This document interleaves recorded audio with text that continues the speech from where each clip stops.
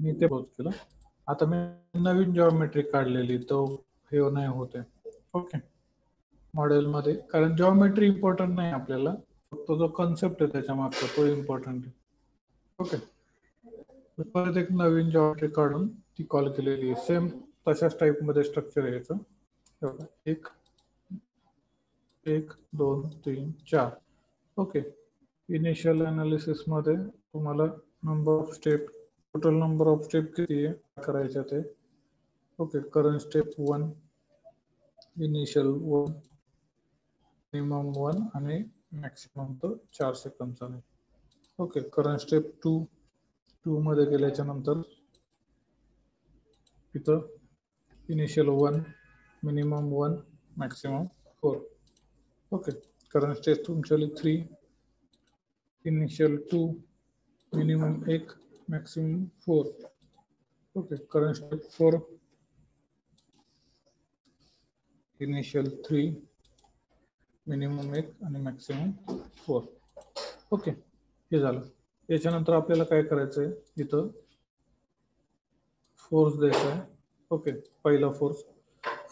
आता हा फोर्स आहे ना, वेगवेगळ्या याच्यात आपल्याला वेगवेगळ्या याच्यात द्यायचा आहे. आता फर्स्ट इथं राहणार आहे हा अप्लाय, पण तो स्टेप कुठल्या स्टेपला, 1 2 3 4 नंबर स्टेपला असेल, 1 नंबर स्टेप मध्ये असेल, काही इथं असेल, कुठल्या स्टेप मध्ये असेल. असं इकडनं आपण 1 2 3 4 जर का पकडलं तर 1 मध्ये तो वेक्टरच्या ऐवजी इथे तुम्हाला कॉम्पोनंट मध्ये. ओके, कुठला हा वाय कॉम्पोनंट आहे ना, वाय कॉम्पोनंट मध्ये इथं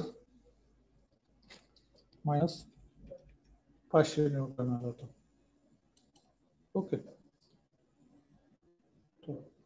पण तो -500 न्यूटन सगळीकडे आहे का, नाही, इथे 0 आहे, परत इथे 0. ओके, असा आला 1 नंबर मध्ये. ओके, त्यानंतर परत इथं एक फोर्स करायचा आहे आपल्याला, लोड फोर्स, हा फेस आहे. ओके, वेक्टरच्या ऐवजी कॉम्पोनंट मध्ये तो किती, तिसऱ्या याच्यात 500 -500, म्हणजे ते कसं पुढे जाते तेवढं फक्त. हा जर काही 500 जर का असेल, चौथ्या याच्यात मात्र तो परत 0 झालेला आहे.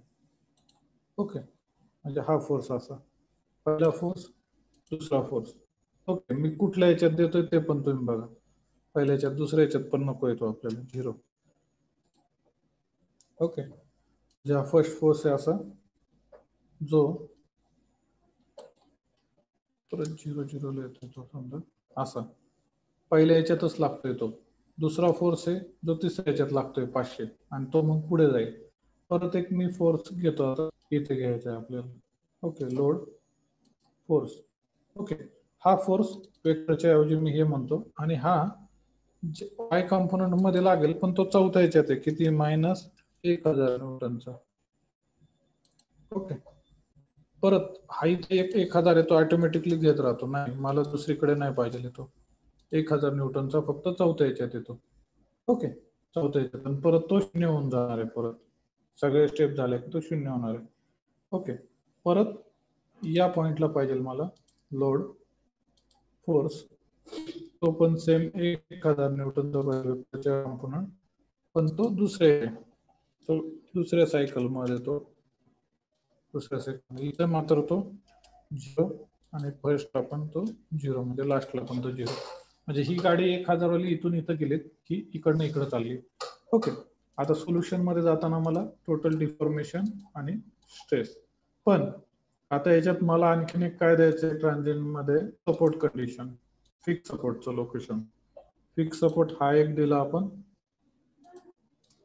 रोटेट केलं, कंट्रोल दाबून धरायचंय परत एकदा, आणि हा एक, या दोन आपण फिक्स सपोर्टचे कंडिशन टाकले, इकडे आणि इकडे.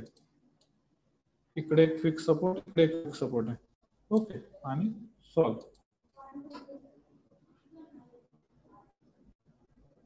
आता याचं सोल्युशन होतंय, का होतंय, कारण की मग अशी आपल्याकडनं काय राहिलं होतं, फिक्स सपोर्टच द्यायचं राहिलं होतं गडबडमध्ये.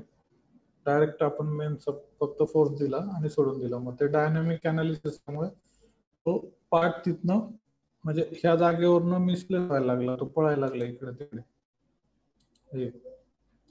हे असं याचं डिफॉर्मेशन आणि स्ट्रेस. आता डिफॉर्मेशनला तुम्ही रन जर केलं तर बघा तुम्हाला दिसतंय तो, म्हणजे तो वायबल का होतोय असा, कारण की आपण व्हेकल पुढे पुढे जाते. तर याच्यात बघा पहिल्या याच्यात काहीतरी त्यांनी एक डिफॉर्मेशन घेतलं, दुसऱ्या पॉइंटला जाईपर्यंत ते वाढलं, परत तिसऱ्याला ते कमी झालं, चौथ्याला कमी झालं डिफॉर्मेशन. का? कारण की या दोघांचं आहे, म्हणजे इकडनं 500चा आहे आणि इकडनं 1000चा आहे. करंट फोर्स अप्लाय झालाय वेगवेगळा. वेगवेगळं काय होतंय, कारण की वेगवेगळा फोर्स अप्लाय होतोय. हे जर का स्टॅटिक मध्ये जर का असतं तर काय आलं असतं तुम्हाला, हे नाही येते, एक सरळ सरळ येतं किंवा एवढे एवढे डिफॉर्मेशन याच्यात अचीव झालेले, त्याच्यात काही चेंजेस नाही होत.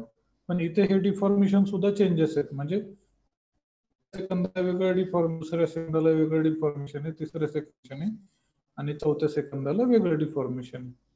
ओके, तुम्ही स्ट्रेस जरी पाहिलं तर ट्रेस पण तशीच येणार.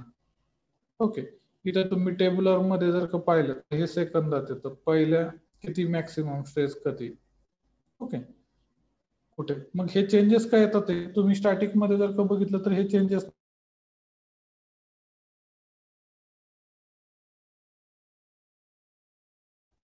ओके, म्हणजे तुम्ही टाइम डिपेंडंट स्ट्रेस अनालिसिस इथं केलेलं. ठीक आहे, एवढं तुम्ही एक तुमच्या पद्धतीने एक हे घ्या याचं, त्याची काही गरज नाही की बाबा ह्याच डायमेन्शन मध्ये पाहिजे किंवा असं. ओके, तुमच्या पद्धतीने घ्या आणि तुमच्या पद्धतीने हा सॉल्व्ह करून मला टाकायला की त्याचा प्रॉब्लेम. ओके, एक अर्ध्या तासात मला, अर्धा ते 1 तास लागेल मला, हे पूर्ण मी अपलोड करून देतो. ठीक आहे. ओके सर एक ओके, डाऊट चालतं, होता. ठीक. Okay, hello. हा सर बोला ना, आपण बोला आता ना. मगाशी तुम्ही जे ड्रॉइंग काढलेली त्याला सपोर्ट खाली दिलेल ना, म्हणजे खाली सपोर्ट काढले होते 4 तुम्ही. हा हा हा हा हा हा हा हा हा हा मग सेम ती ड्रॉइंग आपण कटियामध्ये काढली, फक्त सपोर्टची. ते तुम्ही ट्रान्झेंट केलं, ते करायच्या आधी काढलं होतं ना 4 सपोर्टची.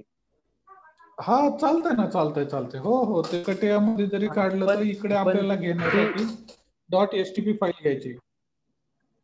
हा ते घेतली, पण हा त्याच्यानंतर ते आता वरचे रोड, म्हणजे आपण वरचे हे काढले आणि ते खालचे सपोर्ट असे वेगळे 4-5 पार्ट दाखवतात. मग ते एक करायचं का ते तसंच 5 ठेवायचं? नाही, एकच सिंगल पार्ट घ्यायचा, एक असेंब्ली नका घेऊ. एकच पार्ट करा मग.